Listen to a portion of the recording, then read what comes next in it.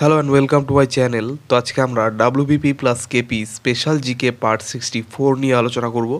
তো ডিরেক্টলি চলে যাচ্ছি। নাম্বার 1, প্রথমবার জনগণনা হয় কোন অধিবেশনে? তো প্রথমবার জনগণনা হয় কলকাতা অধিবেশনে 1911 সালে।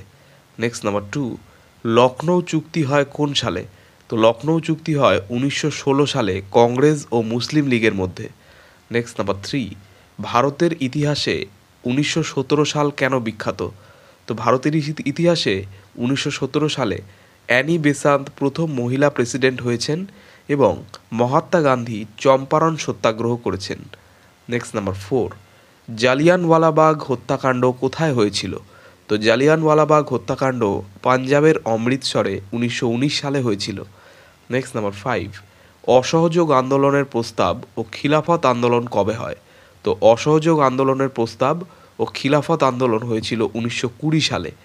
নেক্সট নাম্বার 6, স্বরাজ্য দল কে কবে প্রতিষ্ঠা করেন?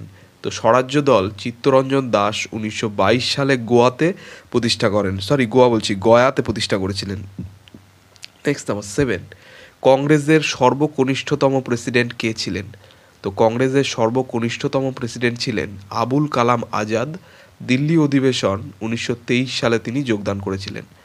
নেক্সট নাম্বার 8, গান্ধীজি কবে প্রথম ও শেষবার কংগ্রেসের সভাপতি হন? তো গান্ধীজি বেলগাঁও অধিবেশনে 1924 সালে প্রথমবার এবং শেষবারের জন্য কংগ্রেসের সভাপতি হয়েছিলেন।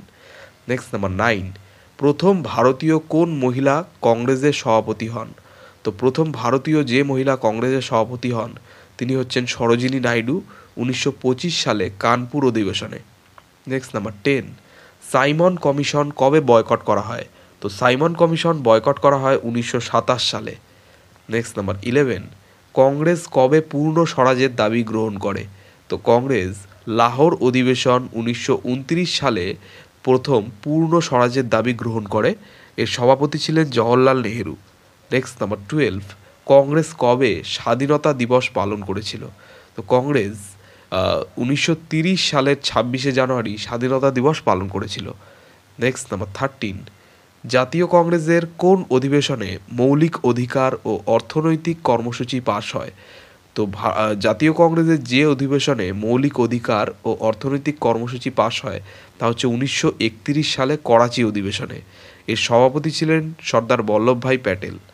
নেক্সট নাম্বার 14, কংগ্রেসের কোন অধিবেশনে আগস্ট প্রস্তাব উত্থাপিত হয়? তো কংগ্রেসের যে অধিবেশনে আগস্ট প্রস্তাব উত্থাপিত হয় তা হচ্ছে 1940 সালের রামগড় অধিবেশনে। এর সভাপতি ছিলেন মৌলানা আবুল কালাম আজাদ। নেক্সট নাম্বার 15, ভারতের স্বাধীনতা লাভের সময় কংগ্রেসের সভাপতি কে ছিলেন?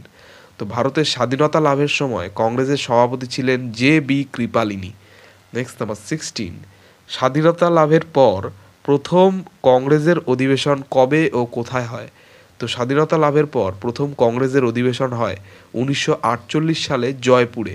এর সভাপতি ছিলেন পট্টভি সীতারামাইয়া। নেক্সট নাম্বার 17, জাতীয় কংগ্রেসের আনুবীক্ষণিক সংখ্যালঘু কথাটি কে বলেছেন? তো জাতীয় কংগ্রেসের আনুবীক্ষণিক সংখ্যালঘু কথাটি বলেছেন Lord Dufferin. Next number 18, Congress পতনের দিকে এগোচ্ছে, আমার লক্ষ্য একে শান্তিপূর্ণ মৃত্যু লাভে সহায়তা করা। তো এই কথাটা কে বলেছে? তো কংগ্রেস পতনের দিকে এগোচ্ছে, আমার লক্ষ্য একে শান্তিপূর্ণ মৃত্যু লাভের সহায়তা করা, এই কথাটা বলেছে লর্ড কার্জন।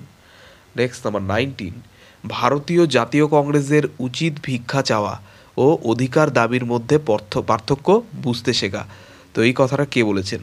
তো ভারতীয় জাতীয় কংগ্রেসের উচিত ভিক্ষা চাওয়া ও অধিকার দাবির মধ্যে পার্থক্য বুঝতে শেখা, এই কথাটা বলেছে বাল গঙ্গাধর তিলক। নেক্সট নাম্বার 20, ভারতীয় জাতীয় কংগ্রেস বুদবুদের সঙ্গে খেলছে, কে বলেছেন?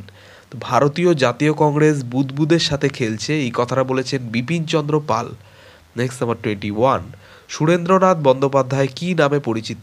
তো সুরেন্দ্রনাথ বন্দ্যোপাধ্যায় রাষ্ট্রগুরু নামে পরিচিত। বাংলার বার্ক নামেও কিন্তু সে পরিচিত। রাষ্ট্রগুরু এবং বাংলার বার্ক নামে কে পরিচিত? না, সুরেন্দ্রনাথ বন্দ্যোপাধ্যায়। নেক্সট নাম্বার 22, মহান বৃদ্ধ বা grand old man of India নামে কে পরিচিত? তো মহান বৃদ্ধ বা grand old man of India নামে পরিচিত দাদাভাই নৌরোজি। নেক্সট নাম্বার 23, দক্ষিণ ভারতের গ্র্যান্ড ওল্ড ম্যান নামে কে পরিচিত?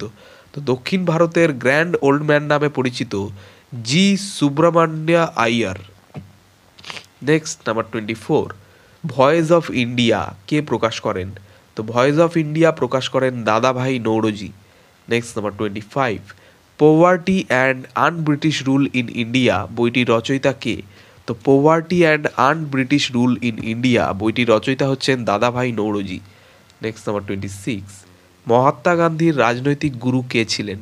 তো মহাত্মা গান্ধীর রাজনৈতিক গুরু ছিলেন গোপাল কৃষ্ণ গোখলে। তিনি সার্ভেন্ট অফ ইন্ডিয়া সোসাইটি প্রতিষ্ঠা করেছেন। নেক্সট নাম্বার 27, লোকমান্য নামে কে পরিচিত? তো লোকমান্য নামে পরিচিত বাল গঙ্গাধর তিলক। তিনি মারাঠা ও কেশরী নামে পত্রিকা প্রকাশ করেছেন। নেক্সট নাম্বার 28, হোমরুল লীগ কে শুরু করেছেন? তো হোমরুল লীগ শুরু করেছেন বাল গঙ্গাধর তিলক ও অ্যানি বেসান্ত 1916 সালে। তো এই ছিল 28টি খুব গুরুত্বপূর্ণ প্রশ্ন উত্তর WBP plus KP special GK part 64 নিয়ে আলোচনা। তো চ্যানেলটি ভালো লাগলে অবশ্যই সাবস্ক্রাইব করবেন এবং পরবর্তী আপডেটগুলি পাওয়ার জন্য অবশ্যই নোটিফিকেশন বেলটি অন করে দেবেন। ধন্যবাদ।